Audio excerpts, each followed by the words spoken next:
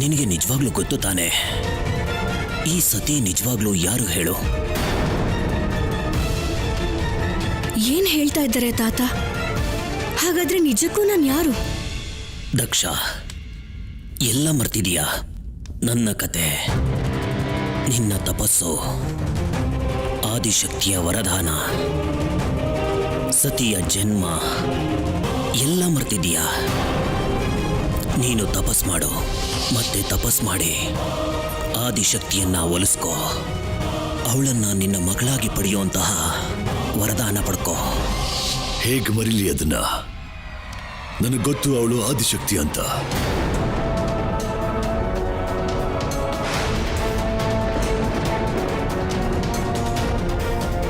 ಆದ್ರೆ ಇನ್ನೊಂದು ಕೂಡ ಗೊತ್ತು, ಅವಳು ನನ್ನ ಮಗಳು ಅಂತ. ಈ ಸತ್ಯನು ನಾನು ಮರಿಬಾರ್ದಲ್ವಾ? ಆದ್ರೆ ನೀನು ಈ ಪರಮ ಸತ್ಯನ ಮರಿಬೋದಾ? ಆದಿಶಕ್ತಿಯ ಜನ್ಮ ಸತಿರೂಪದಲ್ಲಿ ಆಗಿದ್ದೆ ಕೇವಲ ಶಿವನ ಪುನರ್ಮಿಲನಕ್ಕೆ ತಾನೆ.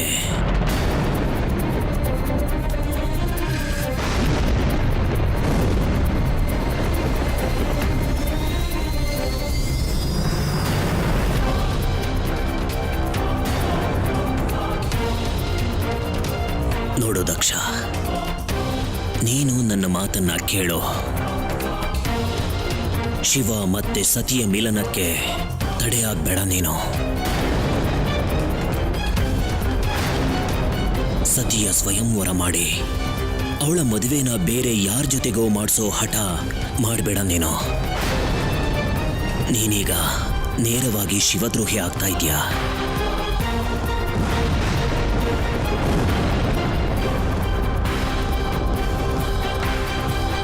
ಹೀಗೆ ಮಾಡಿದ್ರೆ ನೀನು ನಿನ್ನ ಗೌರವನ ನೀನಾಗೆ ಹಾಳು ಮಾಡ್ಕೋತೀಯ. ಯಾರನ್ನಾದ್ರೂ ಸೋಲಿಸಬೇಕು ಅಂದ್ರೆ ಹೃದಯದಲ್ಲಿ ದ್ವೇಷದ ಬೆಂಕಿ ಇರೋದು ಅನಿವಾರ್ಯ ಪಿತಾಶ್ರೀ.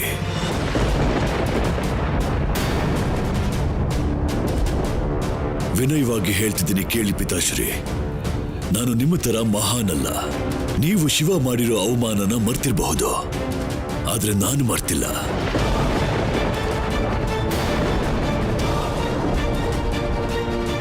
ಯಾರು ನಿಮ್ಮ 5ನೇ ತಲೆನ ಕತ್ತರಿಸಿದ್ನೋ ಅವನಿಗೂ ಕೂಡ ನೀವು ಕ್ಷಮಾದಾನನ ಕೊಟ್ಟು ಬಿಟ್ರಿ. ದಕ್ಷ, ಆ ತಲೆ ವೇದಜ್ಞಾನಿ ಬ್ರಹ್ಮನದ್ದಾಗಿರ್ಲಿಲ್ಲ. ಆ ತಲೆ ನನ್ನ ಅಹಂಕಾರದ್ದಾಗಿತ್ತು.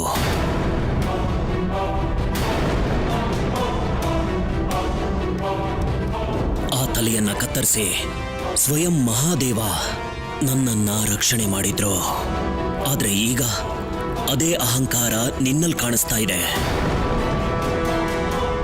ಇದು ಅಹಂಕಾರ ಅಲ್ಲ, ಸ್ವಾಭಿಮಾನ ಪಿತಾಶ್ರೀ.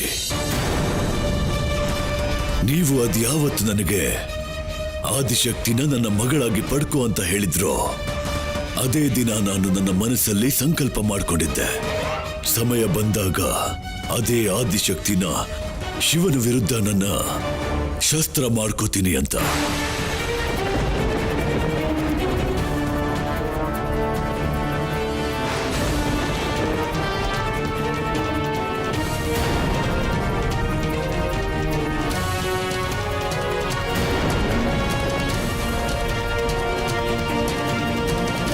ಮತ್ತೆ ನಿಮ್ಮ ಅವಮಾನದ ಪ್ರತೀಕಾರ ತೀರಿಸ್ಕೋತೀನಿ ಅಂತ.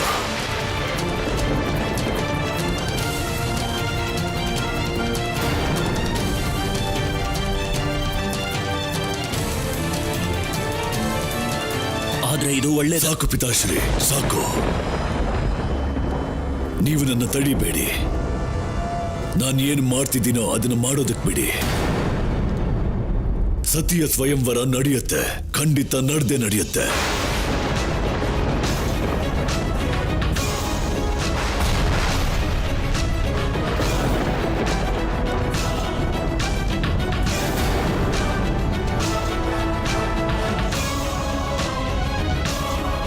ಒಂದು ವೇಳೆ ಸತಿ ಮತ್ತೆ ಶಿವನ ವಿವಾಹ ನಿಮ್ಮ ಕನಸಾಗಿದ್ರೆ ಆ ಕನಸು ನನ್ನ ಶವದ ಮೇಲೇನೆ ನನಸಾಗಬೇಕಷ್ಟೆ.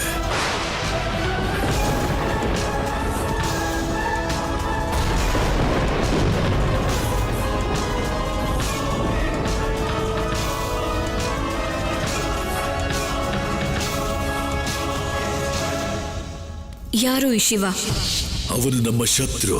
ಪಿತಾಶ್ರೀಯ ಶತ್ರು ಅಂದ್ರೆ ಮಗಳಿಗೂ ಶತ್ರು. ಈ ಕತ್ತರಿಸಿರೋ ತಲೆ ಯಾರ್ದು? ಪಿತಾಶ್ರೀದು. ಆದ್ರೆ ಯಾರು ಕತ್ತರಿಸಿದ್ದು? ಅದೇ ಶಿವ. ಕಾರಣ? ಹೊಟ್ಟೆ ಕಿಚ್ಚು.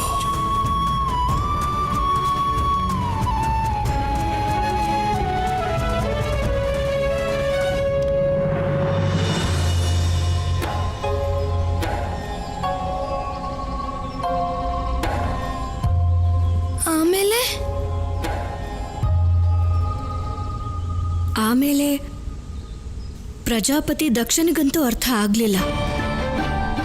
ಆದ್ರೆ ಸತಿಗೆ ಅರ್ಥ ಆಗಿತ್ತು ಆ ನಿಗೂಢ ರಹಸ್ಯ. ಅವಳು ಸಾಧಾರಣ ಸ್ತ್ರೀ ಆಗಿರ್ಲಿಲ್ಲ, ಅವಳು ಆದಿಶಕ್ತಿ ಆಗಿದ್ಲು. ಅವಳು ಹುಟ್ಟಿದ್ದೆ ಶಿವನನ್ನ ಪಡ್ಕೊಳ್ಳೋದಕ್ಕೆ.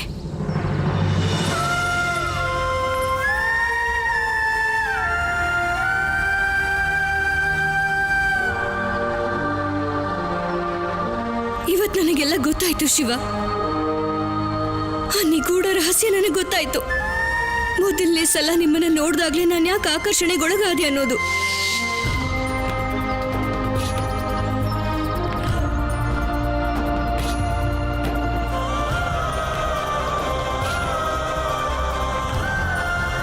ನಿಮ್ಮನ್ನ ನೋಡ್ತಿದ್ದ ಹಾಗೆ ನೀವು ನನ್ನವರು ಅನ್ನೋ ಅನುಭವ ಯಾಕಾಯ್ತು ನನಗೆ?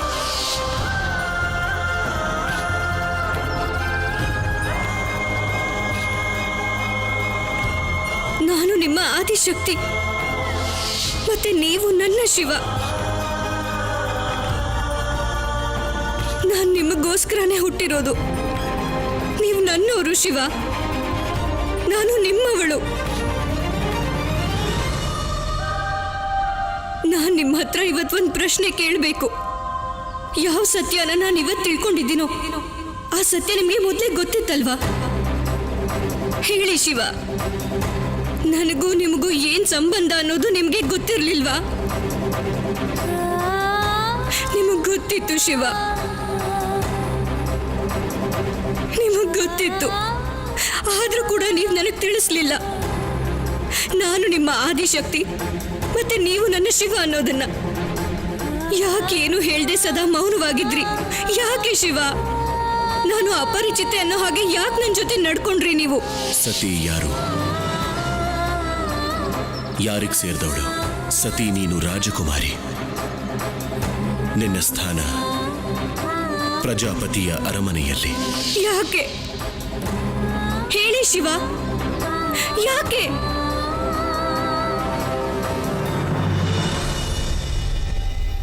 ನೆರೆಮನೆ ಗೆಳತಿ, ನೀವು ಕತೆ ಹೇಳೋದನ್ನ ಕೇಳ್ತಾ ಇದ್ರೆ ಇನ್ನೂ ಕೇಳ್ಬೇಕು ಅಂತ ಅನಿಸ್ತಾ ಇದೆ. ಮುಂದೆ ಏನಾಯ್ತು ಗೆಳತಿ? ಕೊನೆಗೆ ಆ ದಿನಾನೂ ಬಂತು. ಹಿಂದೆ ಯಾವತ್ತೂ ಅಂತ ದಿನ ಬಂದಿರಲಿಲ್ಲ. ಆಗ ಅಂಥದ್ದು ಏನಾಯ್ತು ಗೆಳತಿ? ಹಿಂದೆ ಆಗದೆ ಇರುವಂಥದ್ದು?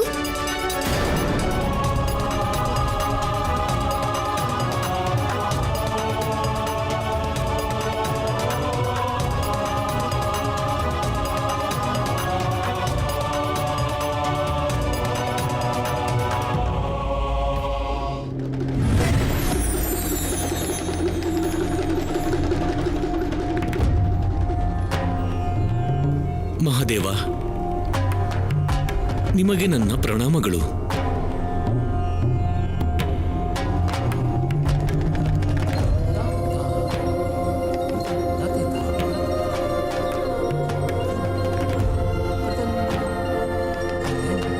ನಿಮಗೂ ನನ್ನ ಪ್ರಣಾಮಗಳು. ಇಡೀ ಜಗತ್ತಿನ ಪ್ರತಿನಿಧಿಯಾಗಿ ನಿಮ್ಮನ್ನ ಕೇಳ್ಕೊಳಕ್ ಬಂದಿದ್ದೀನಿ ಮಹಾದೇವ. ಆದಿಶಕ್ತಿಯಾಗಿ ಹುಟ್ಟಿರೋ ಸತಿಯ ಬಗ್ಗೆ ನೀವು ನಿಮ್ಮ ಉದಾಸೀನನ ತ್ಯಾಗ ಮಾಡಿ ಅವರ ಪ್ರೀತಿಯನ್ನು ಸ್ವೀಕಾರ ಮಾಡಿ ಮಹಾದೇವ.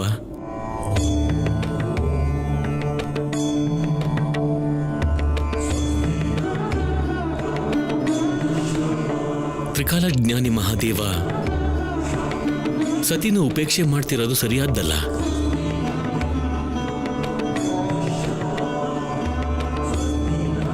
ಸತಿ ಈಗ ಬಹಳ ನೋವಲ್ಲಿದ್ದಾಳೆ. ಈಗ ಅವಳ ನೋವನ್ನು ಪರಿಹರಿಸದಿದ್ರೆ ಜಗತ್ತಿಗೆ ಪ್ರೀತಿ ಪ್ರೇಮಗಳ ಬಗ್ಗೆ ಇರೋ ವಿಶ್ವಾಸನೆ ಹಾಳಾಗಿ ಹೋಗುತ್ತೆ ಮಹಾದೇವ.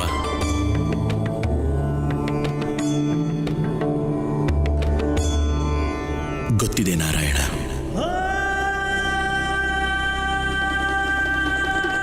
ಅವಳ ಪ್ರೀತಿನೂ ಗೊತ್ತು.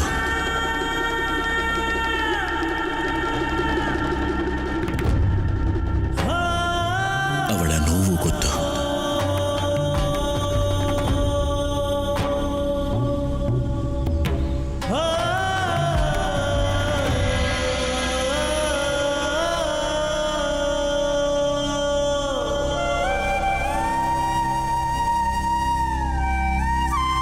ನೀವೀಗ ಯಾಕೆ ಅಳ್ತಾ ಇದ್ದೀರಾ ಗೆಳತಿ? ಏನಾಯ್ತು? ಯಾಕೆ ಏನಾದ್ರೂ ಹಳೆ ನೋವು ನೆನಪಾಯ್ತಾ? ಕತೆ ಹೇಳ್ತಾ ಇರೋ ಕಾರಣದಿಂದ ನಿಮ್ ಹೃದಯಕ್ಕೆ ನೋವಾಗ್ತಾ ಇದ್ರೆ ನಾನು ಕತೆನ ಕೇಳೋದಿಲ್ಲ.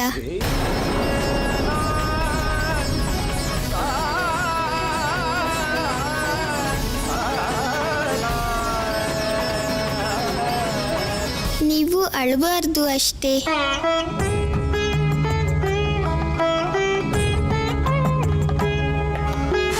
ಇಲ್ಲ ಇಲ್ಲ ಗೆಳೆಯ, ನಿಮ್ಗೆ ಕತೆ ಹೇಳೋದ್ರಿಂದ ನನ್ನ ನೋವು, ನನ್ನ ದುಃಖ ಕಡಿಮೆ ಆಗುತ್ತೆ. ಹಾಗಾದ್ರೆ ಕಣ್ಣಿಂದ ಯಾಕೆ ನೀರು? ಕಥೆಯಲ್ಲಿ ಅದು ನೋವಿನ ಪ್ರಸಂಗ. ಆಗ ಸ್ವಯಂ ದೇವರ ದೇವ ಮಹಾದೇವರ ಕಣ್ಣಿಂದ ಮೊದಲ ಕಣ್ಣೀರ ಹನಿ ಬಿದ್ದಿತ್ತು. ಮಳೆಯ ರೂಪದಲ್ಲಿ ಅದು ಶಿವನ ಪ್ರೀತಿ ವಿರಹ ವೇದನೆಯಲ್ಲಿದ್ದ ಸತಿಯನ್ನು ಹೋಗಿ ತಲುಪಿತ್ತು.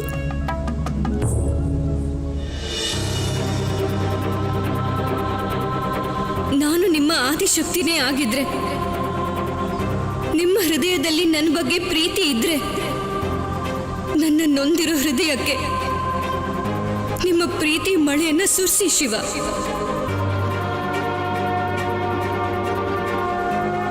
ನನ್ನ ನೋವನ್ನ ಕಮ್ಮಿ ಮಾಡಿ.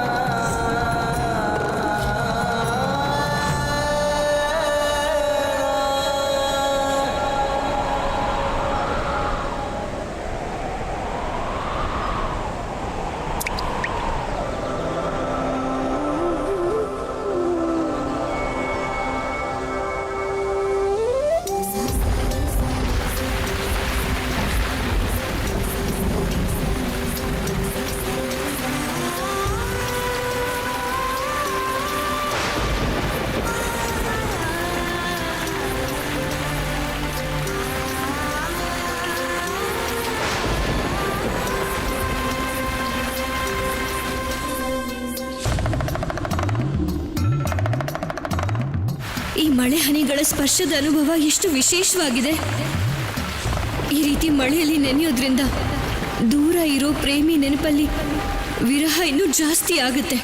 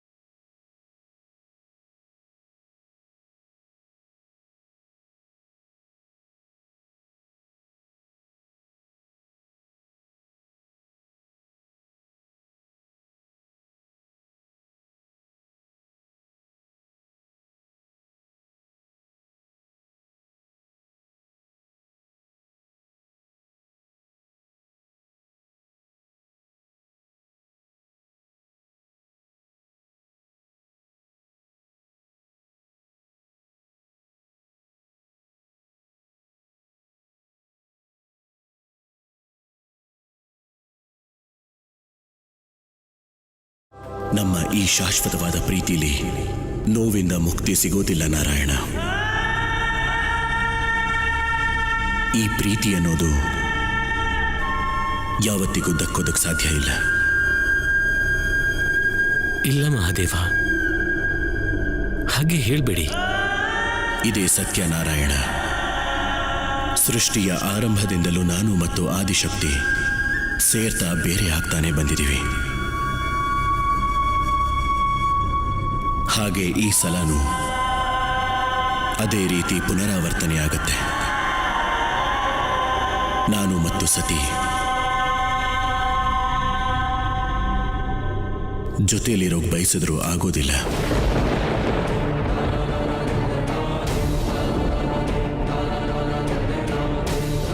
ಆದ್ರೆ ಹಾಗೆ ಯಾಕಾಗತ್ತೆ ಮಹಾದೇವ? ಅದಕ್ಕೆ ಕಾರಣ ಸತಿಯ ಅಪೂರ್ಣತೆ, ಅವಳ ಅಹಂಕಾರ. ಅವಳ ಅಹಂಕಾರನೇ ಅವಳನ್ನ ನೋವಿನ ಪರಮಾವಧಿಯವರೆಗೂ ಕರ್ಕೊಂಡು ಹೋಗುತ್ತೆ, ಚಡಪಡಿಸೋ ಹಾಗೆ ಮಾಡುತ್ತೆ, ದುಃಖ ಹೆಚ್ಚಾಗ್ತಾ ಹೋಗುತ್ತೆ. ಈ ಸಂತಾಪದ ಬೆಂಕಿಯಲ್ಲಿ ಕೇವಲ ಅವಳು ಮಾತ್ರ ಬೇಯೋದಿಲ್ಲ, ನಾನು ಕೂಡ ಬೇಯ್ತೀನಿ. ಆ ಸಂತಾಪದ ಬೆಂಕಿ ನನ್ನನ್ನು ಕೂಡ ಸುಟ್ಟು ಭಸ್ಮ ಮಾಡುತ್ತೆ. ನನ್ನ ನಿರ್ಲಕ್ಷ್ಯಕ್ಕೆ ಇದೇ ಕಾರಣ. ಯಾಕೆ ಅಂದ್ರೆ ನೋವು ನೋವೇ ಅಲ್ವಾ ನಾರಾಯಣ? ಪ್ರಿಯವಾದವರ ನೋವನ್ನ ಯಾರೂ ಕೂಡ ಸಹಿಸೋಕ್ಕಾಗೋದಿಲ್ಲ.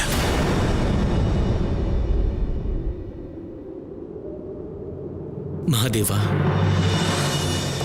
ನೀವೀಗ ಸತಿನ ಕರ್ಕೊಂಡು ಬರಲೇಬೇಕು.